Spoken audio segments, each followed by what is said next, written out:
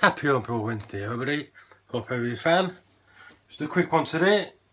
Just gonna have this is an English IPA. It looks good now, but I've got a problem with the foam. The last two kegs that I've done have been spot on. This one, I'm getting more foam than beer. It does disappear after a bit, but I think the problem is might be human error. My error. Put too much bloody gas on it. So I might have to buy a different regulator because this one only does bars. So I might have to change that. But I said we'll see how it goes. So I drank half of it, so empty that one out, get another one filled up and see how that one goes. See if it's just this one.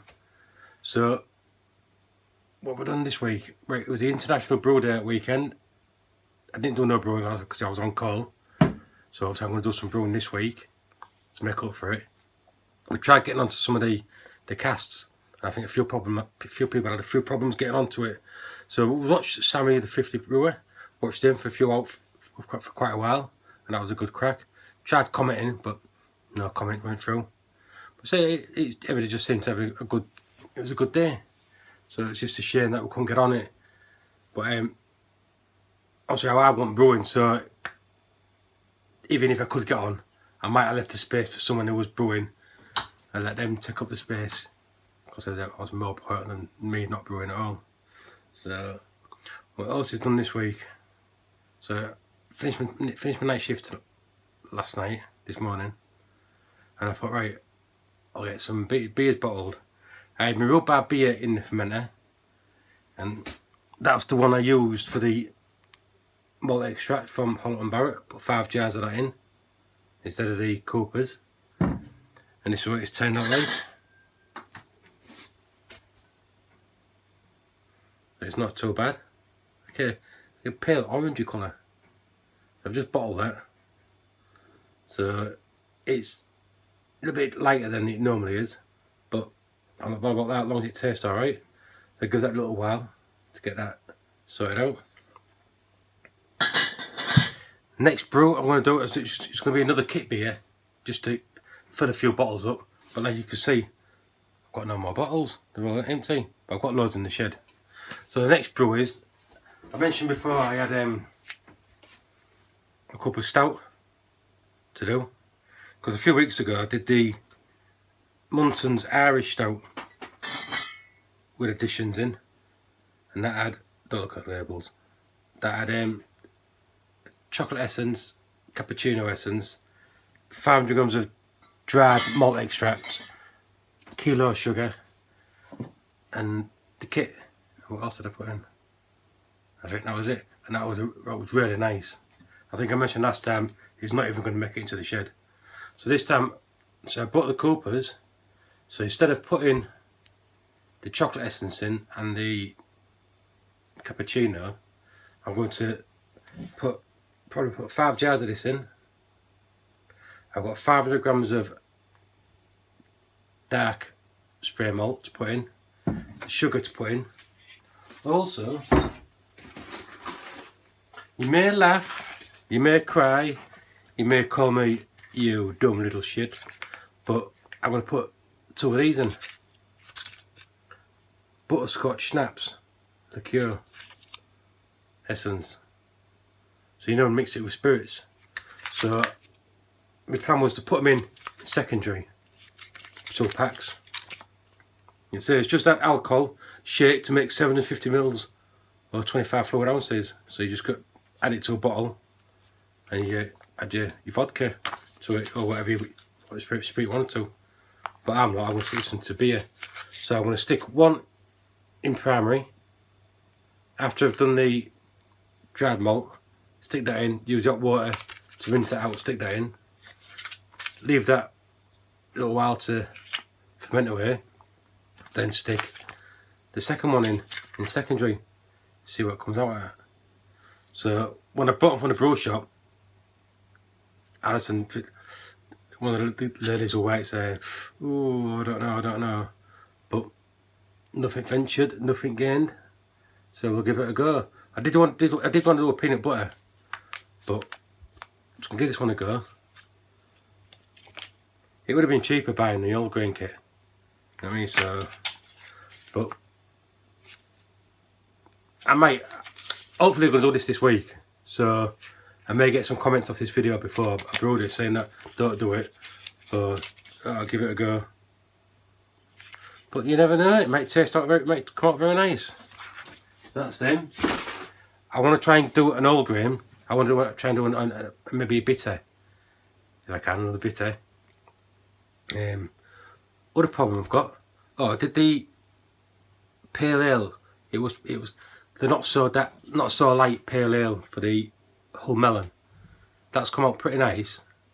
I've just put that into my second keg, but I've got a little bit of a problem. Show you. Fridge is here. 2 kegs. One at the back. That one. It's got me English RP in, and that's got the melon in it, Hull Melon, which it fits in fine. Yeah. Only problem is, bloody tap. When I put the taps on here, where it originally was, the tap, the door doesn't shut. So having to, when I want to come for a drink, you set that back out there, connect it to the door, pour my drink, wipe any drips up, and put it back in there and close the door. So I've had to take the glass off the top here, the base off, and the middle part. So I may have to buy maybe a keezer to put them all in, or drill an hole for the door. But so we'll see how that goes. It's freezing up at the back, so it's bloody cold in here. So I've just got to say, I'm just concerned for the bubbles, the foam. When you're looking at the pipe on here, you can't really see because of the light. You got little bubbles in it. So if I have it on low pressure, I get foam. I put the regulator on high pressure, I get foam. So it don't matter which way I go it. So there's the regulator. If you can see, that part's the what's in the tank, and that's what's in the going to the keg. You can see properly, trying to zoom in. There's the bollocks. So I'm quite chuffed that I got 2 kegs in the fridge, but a bit miffed that I can't bloody put a tap on. I didn't really want to drill into the doors if I can help it, because if the daughter wants a freezer back, then I'm shafted. But as you can see, wardrobe. Well, there's me rhubarb beer. Yeah, that's is it Pollock? That's rhubarb beer. Don't know the left from the right. That's rhubarb beer. That's the stout I did the other week. I've got a few bottles of wine underneath. So that's that strawberry one there. Fridge freezer. So that is a bloody godsend, that. So I just emptied that today. Where the hell am I going to put a keezer? You know what I mean? Or where can I add it so the missus don't find it? Alright, so that is nice. I will do it again. It's just the right amount of bitterness. So that, I know I'm pissed off with the foam, but it does disappear. Or I could get an ice cream cone, maybe stick it on that and give it to the kids as a 99er. So, but it's alright. I'm looking forward to the Hull Melon when that's done.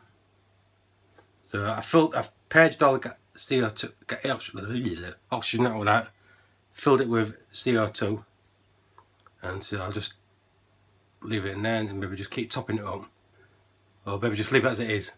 Then once your other one goes, move it, and see how it goes in.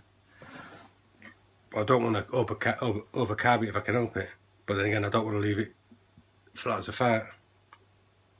So this was the Hull Melon. That's what that's come out as. So it's a pale ale, and this is a pale ale what I did. So it's a little bit darker, so it's not so pale. So, but I did put a pound of crystal in. So looking forward to that. But I do need to get into the shed and get some of the bloody bottles out of there. And Christian and Chris, the frog, no longer in South Yorkshire. I haven't forgot about the hops. I'm still going to send them out to you. And I haven't forgot. Sorry for the delay. So I think that's it, chaps and chapesses. That's it, and I've waffled on. It's bloody 10 minutes I've been waffling. You're probably all falling asleep. I see Ant's back. I don't know how long he's back for. Don't know if he's back for good, as a tape that song was. So, see how it goes. Anyway, love you and leave it, and I will catch you all later. Any ideas about this foam, or is it maybe because I've maybe moved the keg and they've shafted it all that way, I've just overcarbed it. So, anyway, I've waffled on. Catch you all later. Cheers, guys.